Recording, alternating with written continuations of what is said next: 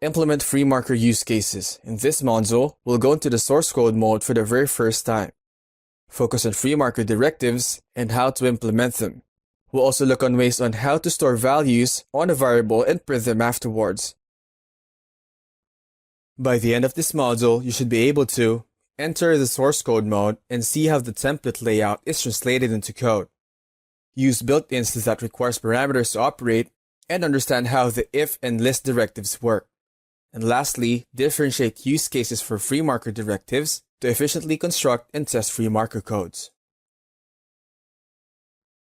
This slide shows again what are the different operations you can perform inside of a FreeMarker expression.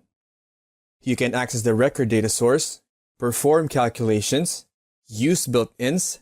This is one of our main focus points in this module, and use special FreeMarker fields like .now. Now let's look into more FreeMarker components, like built-ins with parameters and FreeMarker directives. In FreeMarker, we have several useful built-ins for string manipulation. One of them is the string built-in. The notation for using this built-ins is similar to how we use the standard ones. We append it with a question mark, then the built-in function name, and this time it is followed by a parentheses pair. This parentheses require one or more parameters depending on the built-in. What's happening here in the second line is that the string built-in evaluates the Boolean value of the field. If record.complete is true, display done. Otherwise, display not done. You can check out FreeMarker's website for complete documentation on all FreeMarker built-ins. In NetSuite, we have a couple of field data types that we use frequently, and in this chart, we'll see how it is represented in FreeMarker. Record.memo in NetSuite, it is a free-form text, and it is represented as string in FreeMarker. Record.total, it is displayed as currency in NetSuite, but treated as a number in FreeMarker. Record.complete, it is rendered as checkbox in NetSuite, but in FreeMarker, it is evaluated as a Boolean value. That's why when we did record.complete string, we were able to extract trueness or falseness of the field. Record.tranDate, dates are represented the same way in NetSuite and in FreeMarker. Lastly, record.expense. In NetSuite, it is represented in sublists, while in FreeMarker, they are treated as sequences. And sequences are values where we can perform iterations on. Now we add the FreeMarker directives into the mix and use them alongside all of the PDF elements we have used so far. Each directive has different use cases, and we'll see them in action on the following slides. Directives are parts of the template that don't show up in the whistling mode. That's why during the introduction of the course, it was mentioned that the source code mode offers better flexibility for template customizations. The if directive allows us to control use cases, show or hide certain sections of the PDF, depending on one or more conditions. Here's the syntax of the if directive. Open with the less than sign, the number sign, the word if, then followed by the expression that needs to be evaluated, then close with the greater than sign. The end of the conditional is indicated by a closing if tag. This means that all FreeMarker or BFO codes inside of this pair will only execute if the expression is evaluated to be true. This is an example of the if directive usage. We see the familiar opening of the if statement, then the expression total GT100. This line checks if the value of the total field is greater than 100. If true, display the table structure below. We took the code from the previous slide and compared to two more variants. Let's see what makes the other two return an error. The first one uses the actual greater than sign, instead of using the GT sign. Remember, the greater than sign is one of the few restricted strings inside of FreeMarker. For the second one, we don't have to use the FreeMarker expression inside of the if directive. Note that we are already on the scope of FreeMarker when using directives, so no need to use a separate expression using a $sign. Now we look at two other directives that are equally useful when dealing with advanced PDF templates. The assign directive gives us a way to store data either for later use or for calculations. We can make assignments by typing in opening less than sign, the number sign, followed by the word assign, then the variable name, so this can be any variable name you want except for numbers and special symbols, followed by an equal sign, then the expression, then closed by a greater than sign. For the expression, it could be record.total or record.trend date, or whatever data you might want to extract and store from any data sources. All transaction records in NetSuite have sublists, and we can access these lists by using the list directive. This directive gives us a way to access all of the line item values of a certain record on a per line basis. It is typed in as follows: opening less than sign, then the record sublist ID, followed by the word as, then an alias for the line. This alias can be anything as long as it's a valid string, then finally closed by a greater than sign. Similar with the if directive, it is terminated by a closing list tag. And all of the BFO and FreeMarker tags will be executed for how many times depending on the number of line items in a transaction.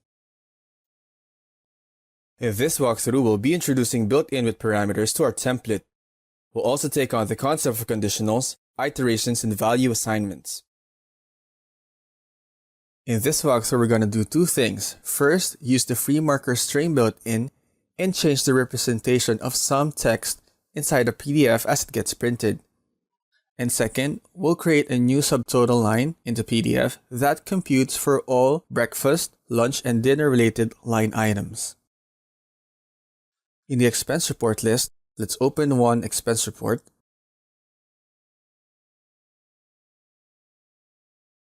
And we can see that this expense report is currently a completed one. Let's try to print it out.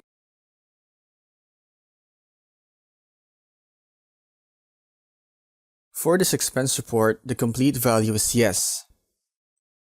Meanwhile, let's open an incomplete expense report just to verify that we're seeing the right value. Print this out. And the complete value is equals to no. Now what we're going to do is represent yes as done and no as not done.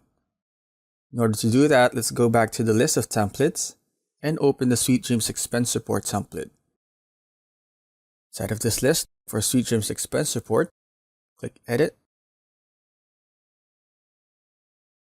And inside the source code editor, let's search for record.complete.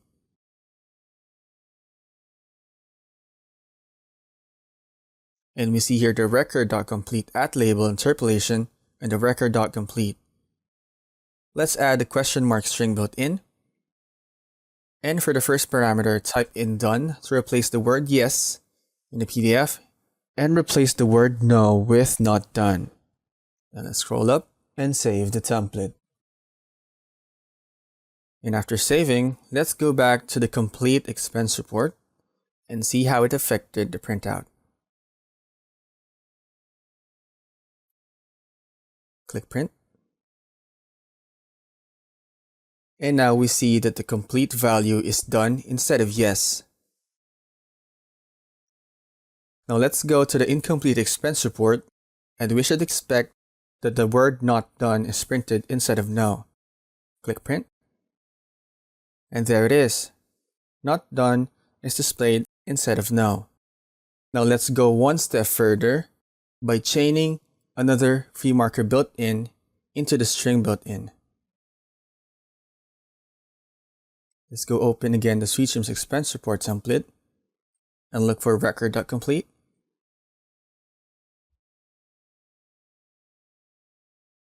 And right after the closing parentheses of the string built-in, let's add the question mark uppercase built-in.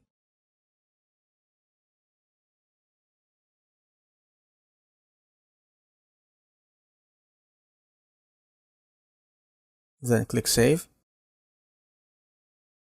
Then open again the expense report record. Click Print. And now not only the no word was replaced by not done, it's also printed in all capital letters. Let's go back again to the complete expense report. And we also see the done printed in all capitalized letters. Now next up, we'll create a new subtotal line and compute for all breakfast, lunch, and dinner related line items. And in the example here, we have lunch, breakfast, meals and entertainment, and the fifth line for dinner. But the dinner here is a non-reimbursable expense, which is still alright and will be included into the calculation, while ignoring and excluding the meals and entertainment line. Let's click print to see a preview of the expense report. And we see the lunch, two lunches, breakfast and meals and entertainment printed under the reimbursable expenses, while the dinner is under the non-reimbursable expenses. And under the advanced to apply, we're going to create a new line here and compute for all breakfast, lunch, and dinner related expense report lines. So let's go to the template, Forms, Advanced PDF HTML Templates, edit the SuiteGems expense report, and look for the word advanced inside of the template. And here we see the record.advanced at label and the record.advanced interpolation. Basically, what we need to do here is to make a copy of this row line. Let's do that, pressing enter and create a new table row. Type in TR for the new row, then CD, colon of 4, and type in ampersand NBSP semicolon, which is technically a white space placeholder, then followed by TD align equals to right to align all of the values to the right side of the cell.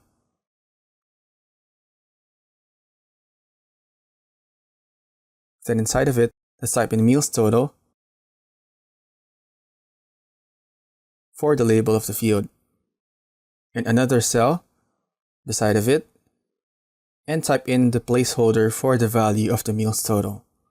Temporary meals total of 0.0.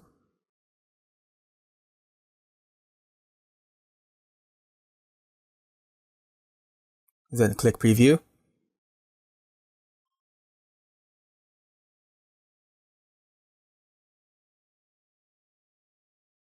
And now we see a new line added under the advanced to apply line with a temporary meal total of 0.0. Now next up, let's go to the template and start building our conditionals. In here, we see the reimbursable expenses and the non-reimbursable expenses sections. And on top of that, we have an iteration that's going on, and we'll take advantage of that and evaluate each line whether or not they are lunch, breakfast, or dinner related or not. But for the meantime, let's type in assign meals total for us to have a variable to store our meals total value. But for now, let's type in 100 and copy the meals total variable name. Scroll down to our subtotal line. And in here, replace the temporary meal total of 0.0 with a FreeMarker interpolation to print the meals total value. And that is done by typing in $, open in curly braces, then typing in the meals total. Let's click preview and scroll down.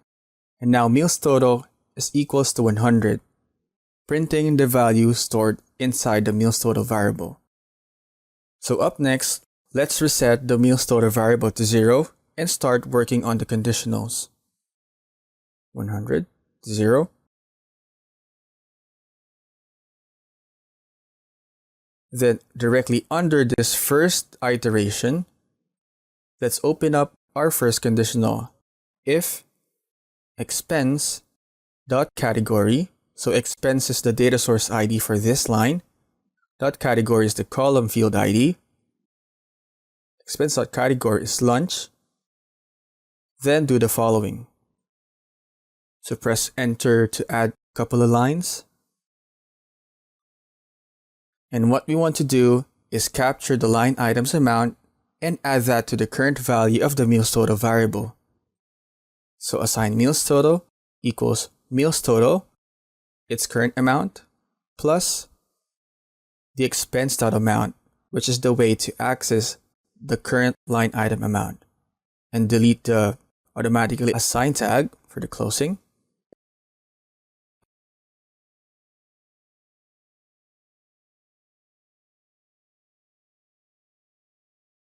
And let's click Save. After saving, let's open the expense report.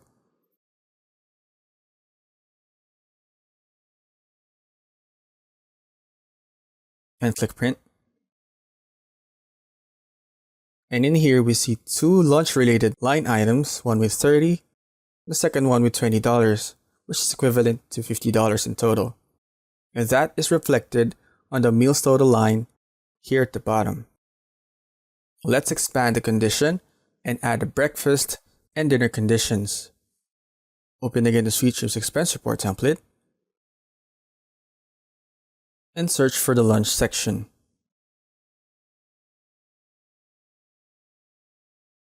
There we go.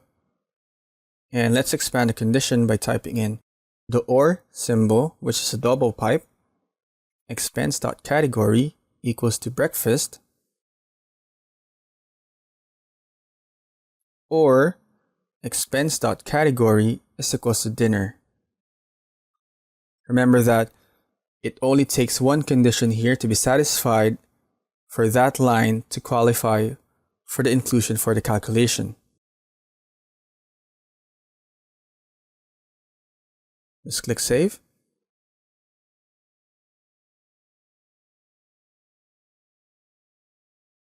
And click Print. And in here, if we add 30 plus 20 plus 15, ignoring the 15 for the meals and entertainment, plus 50 is equals to $115. But the only problem here is that it's not in dollars and it's just represented as a simple integer. To fix that, let's go back to the template one last time.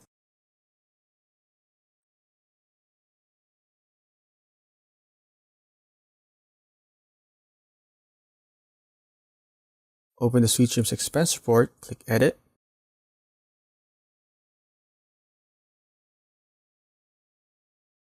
And let's look for the meals total section.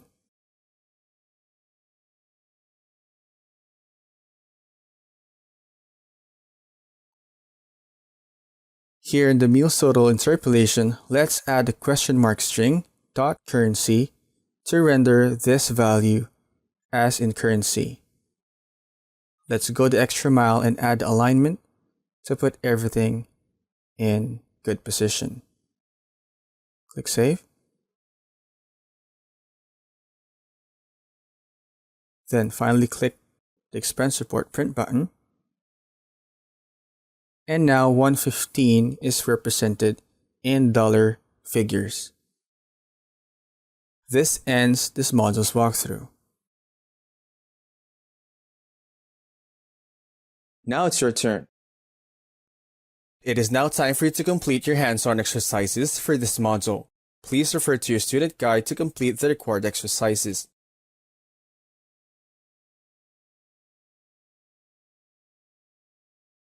This concludes the Implement FreeMarker Use Cases module.